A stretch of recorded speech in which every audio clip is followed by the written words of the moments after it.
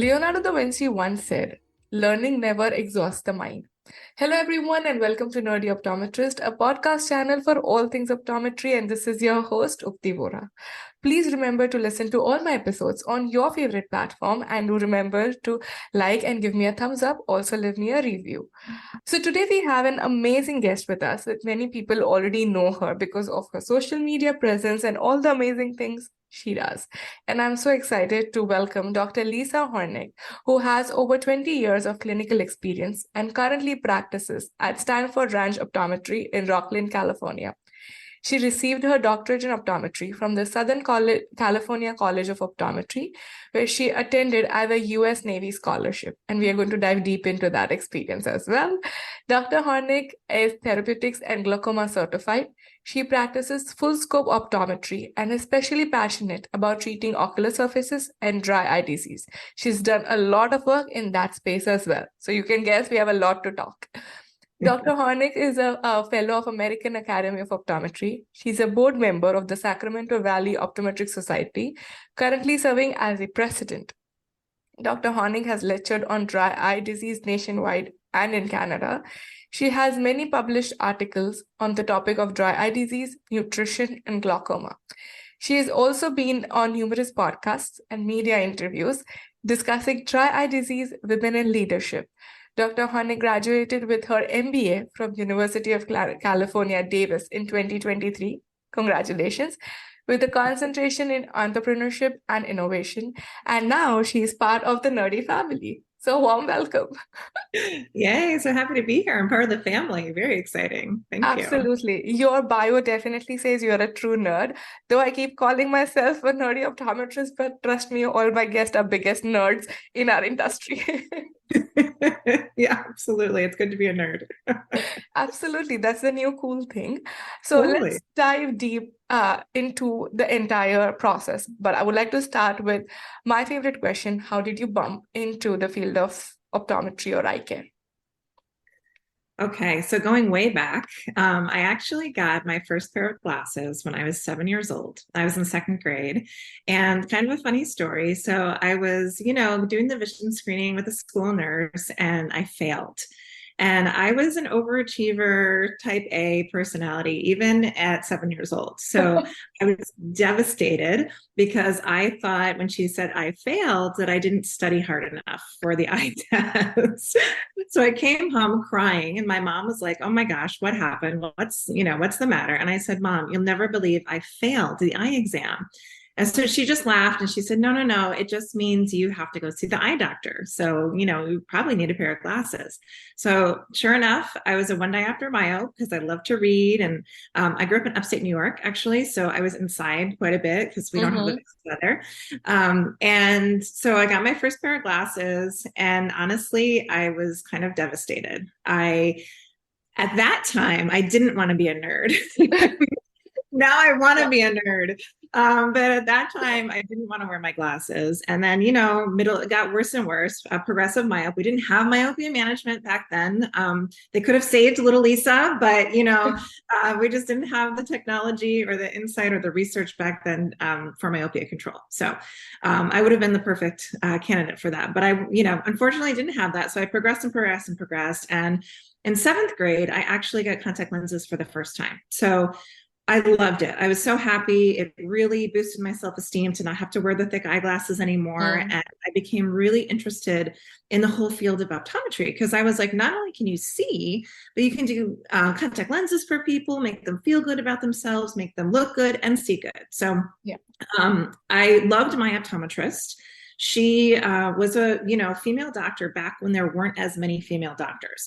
So I was very inspired by her, thinking, wow, she's a woman in a field predominantly dominated by men, and she's doing so well and so great. And she just is the nicest person. And I just really enjoyed being with her so much that I actually started working with her when I was in college. So I was a receptionist at my eye doctor's office. I was the contact lens technician.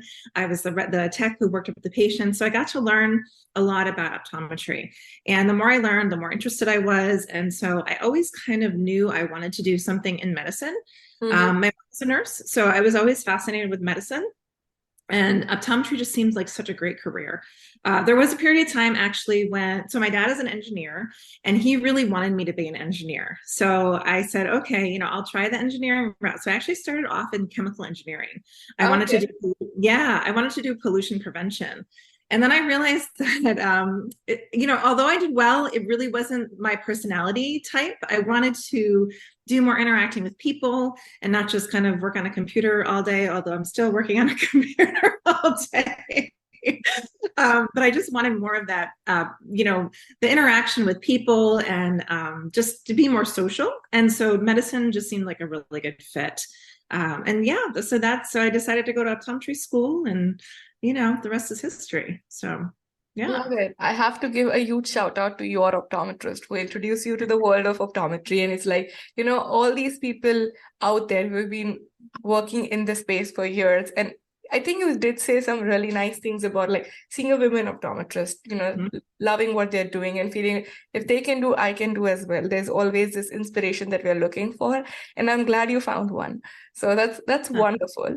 I did like it. Oh, sorry. I just wanted to say I did like it too that it felt like a nice work-life balance. So I like the fact that you could be a woman, have children, have your family, and do other things, and then also have your career too. So that was when there was a time when I thought about going to medical school and becoming an MD, and got a little bit overwhelmed with wanting more of a work-life balance. So optometry was just the perfect fit. Absolutely. And that's something that I believe most of the women, or everyone, I would say, because even men needs that work-life balance, that actually attracts us to this field of optometry, because it's not just like seeing patients, but it also involves so much more that you can do with like dispensing and business and innovations. Like we have so much to kind of conquer, and we can actually do multiple things in the same profession. And that's what I love about it as well. Definitely. So you did mention that you were part of a US Army scholarship. Can you tell me Mhm. a little more about that phase of your professional journey? Sure. Yeah. So I was accepted into optometry school. I went to the Southern California College of Optometry. I wanted something totally different, a totally different experience in upstate New York. So I went as far away as possible. And I just fell in love with Southern California and California in general. As fellow Californian, we love it here.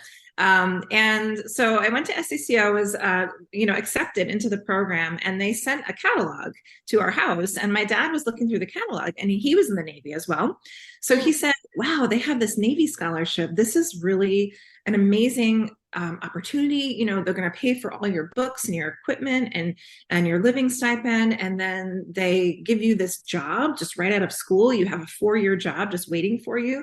And he said, you should really apply for this scholarship. And I said, no. I said, no way, Dad. That is not for me. I am not military material. I'm not athletic in any way. I don't think so. And he was like, well, he goes, there's really not a lot of scholarships available. So you're probably not going to get it anyway. So he knew that I was competitive and kind of poking the bear. And I said, okay, I'll apply for it. We'll see what happens. And so then I got the scholarship, and then I thought, oh my goodness, what do I do now? And so he's like, just try it out and go from there. And so, I do trust his opinion. He's always been really great at guiding me and directing me and helping me through all my decision-making processes. So I did apply for it, was accepted, and it was the greatest opportunity.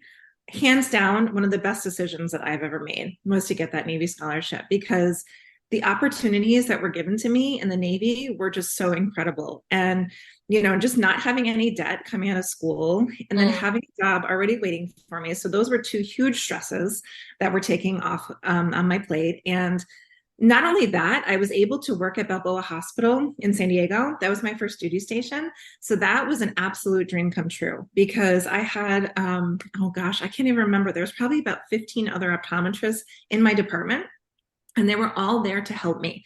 So if I had any questions about anything, said, hey, I'm not really sure about this thing I'm seeing in the retina or on the cornea. Can you help me figure this out? It was kind of like a long extended residency almost to all these people helping me. And not only that, but at Balboa Hospital, we had ophthalmology right next door. We had a great relationship with them. So same thing. I had a question for the retina specialist or the glaucoma specialist, they were right there. I learned so much and saw so many interesting, so much pathology, especially anterior segment, whether, trauma. And we had a specialty contact lens department, actually. So I got to do prosthetics and all kinds of just incredible opportunities as a brand new grad, that I maybe would not have gotten otherwise. And just to have that support was really great. And it was also a really incredible leadership opportunity for me. Yeah. Because, you're given, I was actually officer of the day for the first, couple of years I was in the Navy, which is when you're in charge of the entire hospital. So not just the optometry clinic, you're actually in charge of the entire hospital. So whether a toilet's leaking or even, on one end of the spectrum and the other end of the spectrum, someone passes away, you are in charge. You're the one that they come to when they have questions. So as a brand new, I call myself, I was a baby optometrist back then and a baby lieutenant in the Navy. It was just such an amazing opportunity to learn from other leaders and to develop my own leadership style. After that, I did get lots of opportunities to be in charge of the clinics. So I was a branch clinic manager or the department head of optometry. So at a young age, to have such strong leadership roles and also role models to me it was just invaluable. I think that's wonderful what you shared. Yeah. Being type A is also something that would have contributed towards it, because then, you want to kind of make sure things are a certain way, and that made you successful as well. But I liked how you talked about opportunities and being able to kind of have that leadership and mentorship, which is extremely important for everyone. And I'm glad you were able to find it out there in the practice, in the field. But one thing that I actually found amazing, when I started working in the industry, suddenly it was like, okay, whatever you say, we're going to do it. And I'm like, really? Like, you're going to do what I'm going to say? Like, seriously, am I old enough? That feeling of like you having control, you can decide things, you can make things happen and change things is such a refreshing, it's scary, but it's as well as like a wonderful experience that I started experiencing in practice as well as in the industry. Like, okay, I can decide the future of this product or this. I think that okay. I'm sure that you would have felt the same, right? Yeah, it's very empowering and really helps to build your confidence for sure. Yeah. Were you ever scared of like doing something wrong, or like, how did you welcome? I mean, I was terrified, terrified, but I knew that I had people to lean on. I knew that I had people to help me. And, people, if I had a question, okay, how would you do this if you were in this situation? Or what would happen if we did things this certain way? Just bounce ideas off of other people. I did things really push me out of my comfort zone for sure. I actually, a couple times was the only optometrist on an aircraft carrier. Twice, actually. I went off and I saw patients on an aircraft carrier. And I'd never been on an aircraft carrier before. I never, slept on an aircraft carrier. And there's all these jets going off over my head. And, you're the only optometrist on there. And so, but I knew that I had people to reach out to if I had questions. So, yeah, I think sometimes you just have to go for it and not overthink things, but just go for it and try, but also know if you're really stuck that there are people that you can reach out to for help. And I think this is wonderful that you mentioned like having people to reach out to, because sometimes we are hesitant to ask questions because we might feel, they feel I don't know it, or I might come across as stupid. Like, sometimes it could be a silly question. But I'm glad that you did talk about reaching out to people and having that circle of trust and reaching out to them. Like, it's okay, even, it's better to have right treatment or diagnosis or right thing done instead of getting worried of like, what if someone will think something stupid about me, or silly about me in that sense. But I think that's brave as well, and people should start asking more questions and building that in a circle of trust, which you can rely and like, talk to for sure. Yeah, absolutely. I mean, I still always ask questions, because I am very passionate about ocular surface disease and dry eye disease, but I might not know everything about, traumatic brain injury, for example, or even myopia control or scleral lenses. I'm asking my friends about scleral lenses all the time. And so, I mean, we have all these incredible resources, right? So yeah, reach out, use those resources so you can learn more. Yeah. Absolutely. And you mentioned you did cover a lot of leadership roles during your journey at the base. Mhm. But did that thing lead to your plan of doing your MBA? Because those things probably were not being taught in optometry school, right? We're always taught and we Yeah. always think from clinical perspective. Here you are Yeah. leading some things, not knowing how it's been done, and then you get Mhm. your formal education. So how did you decide to get your MBA? That's a really great question. So I'll talk a little bit more about my journey. So after San Diego, then I loved the Navy so much. I met my husband when I was in San Diego, and he was in the Marine Corps at the time. He was a pilot in the Marine Corps. So we wanted to move together for our next duty station. And I wanted to continue in the Navy, and he wanted to continue in the Marine Corps. So they found a spot for us in Pensacola, Florida. So I did 3 more years active duty in Pensacola, Florida. Then I had my first son. So I decided that I wanted to get out of the Navy. And then he wanted to stay in active duty, but he actually switched to the Coast Guard. So after the Coast Guard, we went to Hawaii. We were stationed in Hawaii for 3 years. And Wow. then we were in Kodiak, Alaska. So I worked for Pearl Harbor as a civilian contractor, still on the Navy base, but as a civilian contractor. So same exact job, seeing Navy patients and dependents, but just didn't wear a uniform.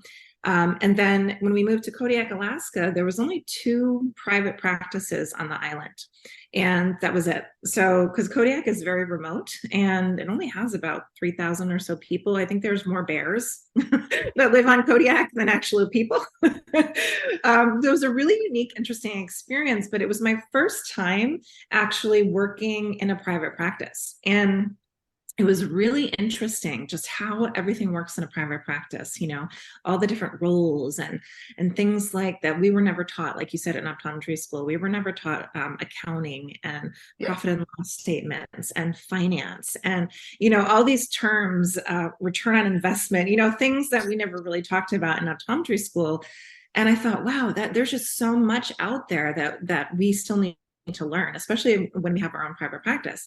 And so I thought about it in Kodiak that I would really like to get my MBA, just to have that extra knowledge. But I actually had another son and things just it wasn't the right time, right?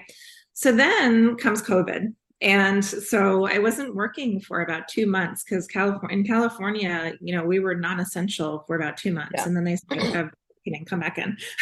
We need you. So then I went back to work. But in that 2 months that I was off, I really thought long and hard about what else could I do if I weren't able to see patients. What other options would be out there for me? And then the MBA idea came up again. And so I actually had a GI Bill from being in the Navy. So they paid for my optometry school, but I also had a GI Bill and I needed to use that up. It had an expiration date and it was coming up soon. So I felt like the universe was telling me, this is your time. You need to go get your MBA right now.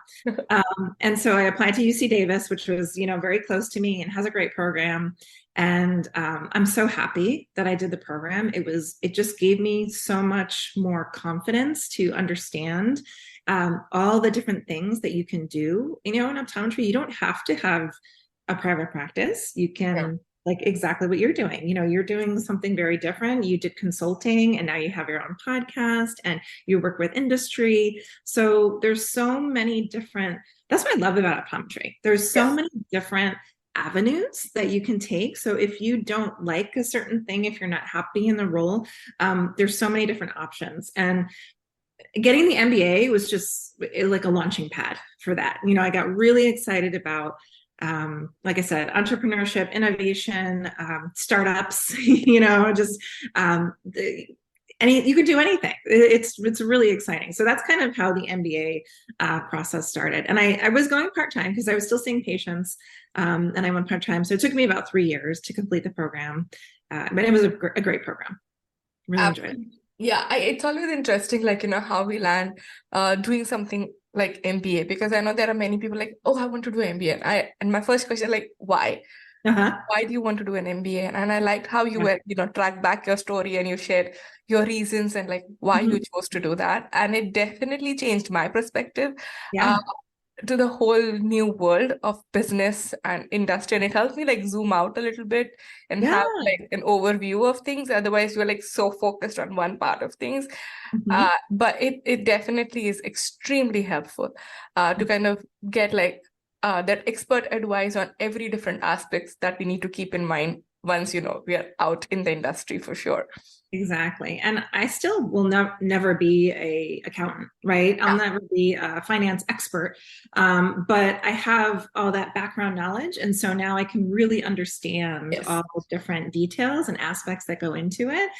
And so it's given me, I mean, exponentially more confidence in that area. And it's really helped actually my public speaking, because we had a public speaking class that we had to take, because Oh, public speaking is such a huge part of business, right? And so that really was interesting and gave me so much more confidence. And I love that you say you zoom out, because that happened to me too when I got my MBA.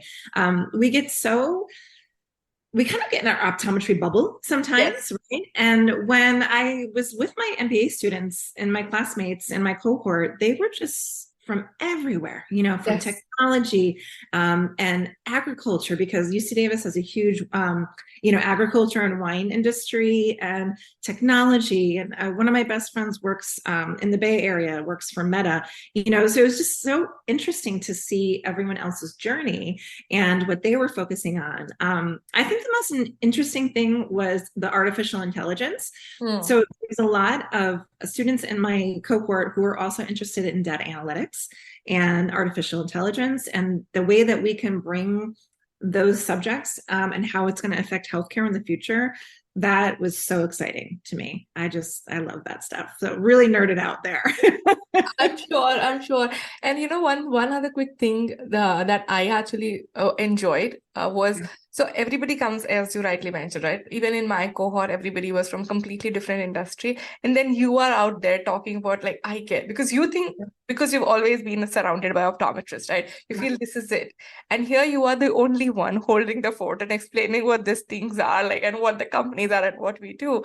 Yeah, Compared to your friend in Meta, right? Like everybody knows Meta, but nobody probably knows like Cooper Vision. They know J&J, but not the vision section of it.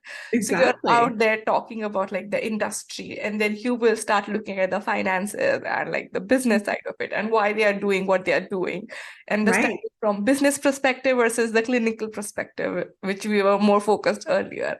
So I right. really enjoy talking about eye care to my colleagues Yeah, that's when such we a did good MBA. point. One of my favorite professors was my marketing professor. She was just so amazing and so down to earth and so helpful. And she was always like, dry eye. I had no idea, because I kept talking about dry eye and intense pulse light, and and everyone's like, "What is she so passionate about dry eyes?" And then the more I talk to them, they're like, I have dry eyes. I have dry eyes. I didn't Yes. realize I have dry eyes too. So you're right. I was able to help them, and they learned from me. And so it was a very mutually beneficial relationship. It was a lot of fun. Absolutely. Yeah, I enjoyed my MBA as well.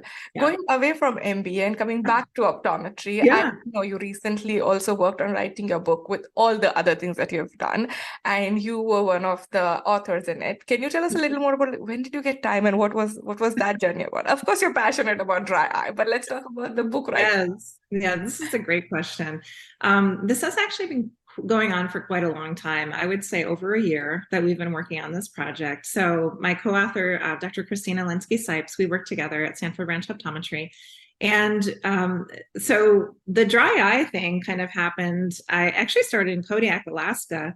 I was asked to build out the dry eye clinic at that office. I worked for a project called Eye Care Excellence with an incredible man called John. His name was John Shank, Dr. John Shank.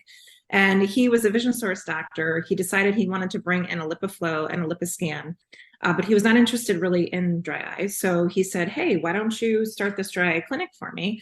And I was absolutely thrilled because I had dry eye myself, but I didn't, this was back in 2014. So all we had really was Restasis and artificial tears, warm compresses, that kind of thing, nowhere near all of the incredible options for treatment that we have now. So that's when I started becoming really laser focused on dry eye. And then we moved, our time was up in Alaska, and we moved back to California, to the Sacramento area. And I worked for a friend of mine, Dr. Aaron Leck at Clearview Eye Care, who is actually another Navy optometrist with me in San Diego. So it's funny how things come, full circle. Full circle. Yeah. And he saw that I had built the dry eye clinic in Kodiak and said, you know what, I would really love a dry eye clinic here in our office. At the time, that was around 2017. There wasn't a lot of dry eye specialty clinics in our area. So I said, yeah, that would be amazing. I would love that opportunity. So I actually was able to build it from scratch, which was so incredible. Everything from the paint color on the walls to, what products are we going to have, to what's the flow going to be? How are we going to integrate dry eye treatments, specialty treatments, whether it's at-home therapies or in-office treatments? How are we going to, incorporate that into our flow and recommend it to our patients? So that was really an exciting time. I also started working with Dr. Christina, and she was wanting to bring in an IPL into the clinic. And so that was around 2019. And so we were really interested in IPL. We researched it together, and we were the first office in the Sacramento area to have an IPL. So we had the Luminous M22 at the time. And we were just so excited because this was some technology. It was a game changer for our dry eye patients. It is, and it still is. It's our workhorse. I can't believe we were even, practicing treating dry eye patients without IPL. Yeah, because we just love it so much. And at the time, there just wasn't a lot of information. Thank goodness for Dr. Laura Perriman, because we talk about reaching out to mentors, right? Yes. When we have questions, or when we're stuck or we're not sure. She has been so incredible sharing her knowledge, and she really helped us gain the confidence that we needed to treat our patients with IPL. This was back in about 2019. Then in 2021, when the Optolite came out, the first FDA approved specifically for dry eye disease and meibomian gland dysfunction, we said, you know what, this is so important. And there's a lot of confusion out there with different IPLs and how to do IPL and how to incorporate IPL into your practice. Who's a good candidate? Who's not? So we noticed that there was nothing out there specifically for eye care, written by eye care providers to eye care providers when it comes to how to use an IPL. And there's a lot in dermatology. And I saw a couple books and manuals written by dermatologists. And there is a manual, of course, that comes with the device, but it's about 700 pages, and it can be a little bit difficult to get through. So we noticed that there wasn't enough consistency when it came to how to treat IPL patients. Some people were doing it this way, some people were doing it that way. And we just wanted something, a resource for when patients, had questions and doctors were needing extra help, that we wanted a resource that they could go to that was specific to eye care, written by eye care providers and for eye care providers. And it's the first real book out there like that. So yeah, we just really hope that it can help people. And by helping doctors, we can in turn help that many more patients. Absolutely. And I'll be dropping the links to reach out to Dr. Lisa for any questions, recommendations. And is that book available online as well for purchase? So it was actually sponsored by Luminous, and it's really for Luminous doctors that have Luminous products like the Optolite or the M22. So right now we are coming out with another second edition that will have even more information in it. We're not quite sure how that's going to be distributed yet. But if you have questions, please reach out to me. And once we have more copies, and if you'd like a copy, we can always send you one. So yeah, let me know. That's exciting. Thank you. Yeah. And keep an eye out, because we might have more things coming out in the future. So That's wonderful. Do follow Dr. Lisa. I follow her. I've learned a lot from her, and Oh, that's why she's here. And I'm so excited to have her on this podcast. But definitely reach out to her, get connected with her, and follow her journey because I'm sure there's so much more to learn from her. And we did talk about all the amazing things that you did. But of course, in this entire journey, there might be few challenges. yeah. Sometimes I like to call them roadblocks, but I recently learned that they could be challenged opportunities. So I would like to say, tell me more about your challenged opportunities.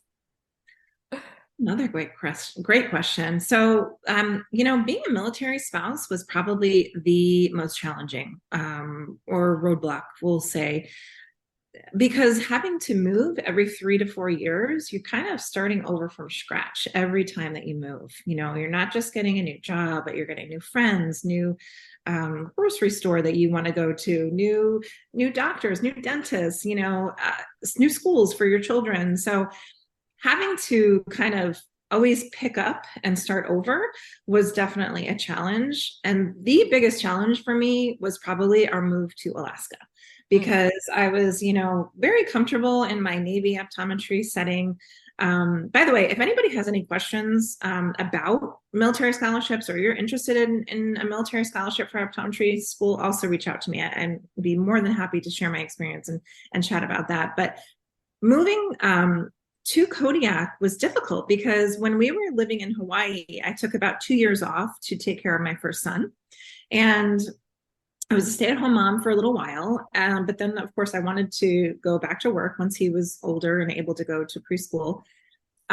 So I didn't have as much full-time experience. I only had about a year of full-time experience when I lived in Hawaii, but prior to that, I had 7 years of full-time experience, and I had a California license and a Hawaii license. But when I moved to Alaska, I had a hard time getting an Alaska license because they only look at the last 3 years of your time. And I only had about 1,000 hours of full-time clinical experience in the last 3 years, because it just so happened to be the time that I was home with my son. And it was either you could have 3,000 clinical hours within the last 3 years, or you had to take your state boards again. And I said, thank you, but no, thank you. Definitely not taking my national boards again. That was traumatic enough the first time. I do not want to relive that trauma. And we were leaving again, right? So we were only there in Alaska for 3 years. So I actually brought it up to the state board, and the Alaska State Board, and I said, hey, is there any way that I can get a military exemption? Because I have an active California license, I have an active Hawaii license. Can I have the reciprocity from those licenses and, go to my Alaska license? And at first they said no. They were not willing to help me. They said I had to retake my boards. And I said, it's really detrimental to my career because I really want to work. The only options for me to work were in private practice. And I had to have an Alaska license. And so I actually ended up, I wrote a letter to the board. I was really working hard with the board, trying to find some sort of a military exemption spouse solution, I actually went all the way to the Alaska governor. And finally, they agreed to do a military exemption for me. And thank goodness they did, because that was the experience that I had with my first experience in private practice. It really inspired me to be laser focused on dry eye disease. And I became very passionate about dry eye. I still am today. And that was my inspiration for getting my MBA. So, these things happen, and it's just so interesting to look back to see how your story or your journey unfolds. But they did get the military spouse exemption. And so now they have a policy specifically for military spouses in Alaska. And there's a lot of military bases in Alaska. And so I hope that helps someone in the future. Yes. And so, like you said, there are kind of these career challenges, but then they become opportunities. And then I just hope that it helps the next military spouse to pave their way to be easier to get an Alaska license. I don't know. I haven't checked on the rules for Alaska recently, so I'm not sure if they changed the requirements, but I just think any opportunity we have to support our military, we should take advantage of that. Absolutely. And I love, and that's why I was recently was like, I always used to ask roadblocks, but they're like, oh, those are actually opportunities. Uh-huh. Like, they're challenges that we Yeah. turn into opportunities. But I also Right. loved something that you said was your process because you wanted to do it, but you didn't give up. It could have been so easy to be like, oh, you know what? I can't. Let me just stay at home or find some other Mhm. option. But you really worked hard. And, being passionate about something shows you being like consistent and like you being persisting in terms of making sure these things are made Mhm. available because your experience didn't change, and that's incredible. And I'm very sure it would have helped someone, or at least it gave this new perspective to the policymakers, to the government, to the society there, that hey, we need to consider this. So I think Yeah. kudos to Yeah. you, and I feel it's really brave of you to kind of go out there and knock Yeah. every door to make it happen. Yeah. And that I think, that was my first experience with organized optometry too. And it showed me how important it is to be involved in your local society and your state association and the AOA, the national Yeah. associations, because we have to have an impact on the future of our profession, and that's the best way. That is getting involved in organized optometry is the best way that we can make our voices heard and make sure we have an impact for not only our future and our current situation, but our paving the way for optometrists in the future too. So I'm very passionate about organized optometry also. And I think that's why you're the president as well. And I'm Yeah. so glad. I could see your leadership skill and your passion right through Yeah. this conversation. And I love this energy that you share about like, let's help everyone, let's go together, let's grow. This is incredible.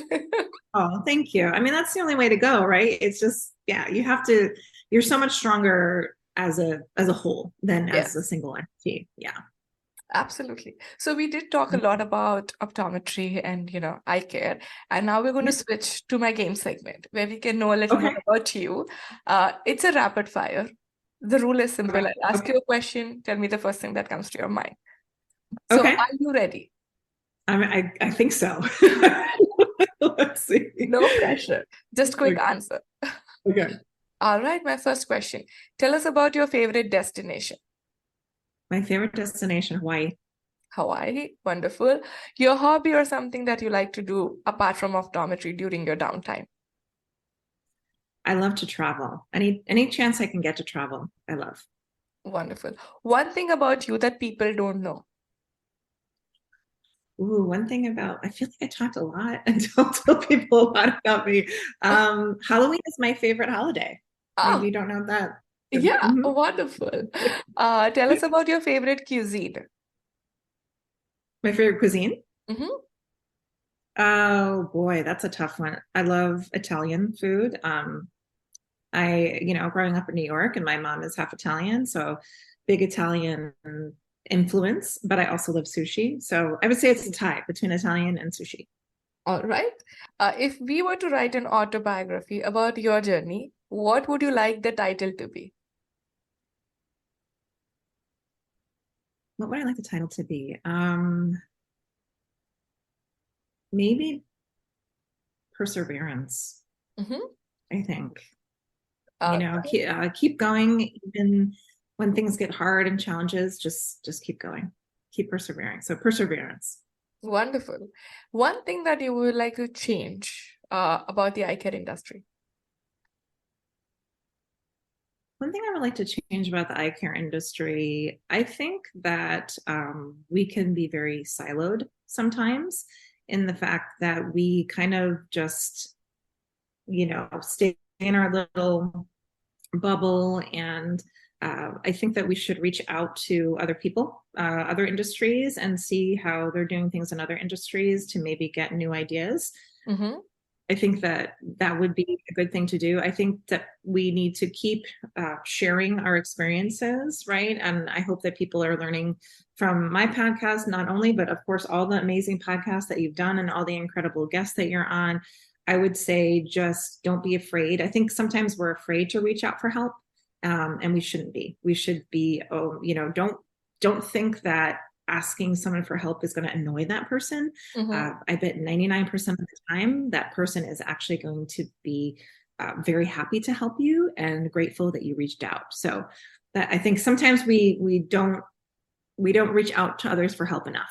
We're like, no, we can do it. We can do everything on our own, and we don't need other people's help. But that's a mistake that I made when I was starting out in my career. Even though I had all my Navy mentors, but after I got out of the Navy, I thought I could do everything on my own. And I realized that it's so much easier, so much easier if you ask others for help, and you'll get to your goal and you'll be successful that much faster. Wonderful. And that was it. That was a simple rapid fire. Okay. I definitely know what we're eating next time we meet and which was your favorite destination. So probably, we can go out for sushi in Hawaii or maybe some Italian food in Hawaii. And I definitely am looking forward to your Halloween costumes or looks for sure, because that's your favorite festival. So let's see what's coming up soon. It's going to be great. Yeah, can't wait. You did wonderful. Thank you once again, Dr. Lisa, for sharing all these wonderful insights. I love the energy. I've learned so much more with this conversation. I'll definitely be dropping your LinkedIn profile for people to connect and reach out to you for any questions that they might have. Thank you for being open and available to share your availability so people can ask you questions. Before I let you go, do you have any final takeaway message or anything that you want to share before we end this episode? Yeah, I think, I've talked about it before, but just keep reaching out, ask people for help. Don't try to solve all your problems on your own, because it gets lonely and it's really hard to do, and it takes a lot longer. I'm willing to help anybody who reaches out to me, and I know so many other incredible colleagues that are also willing to help. So if you see somebody who, or also some word of advice is, if you're unhappy in the situation that you're in, don't stay there. There's so many other ways or things that you can do in optometry that there's so many options to be happy. And so find what you're passionate about and just go for it. And when you see the people that are doing what you want to do, reach out to them and say, how did you get to where you are? I really admire you. What steps did you take in order to get where you are and that level of success that you are? So my last two pieces of advice are, if you're unhappy, change it, because there's so many things in optometry that you can do. And if you have questions, reach out, because I guarantee those people will be happy to help.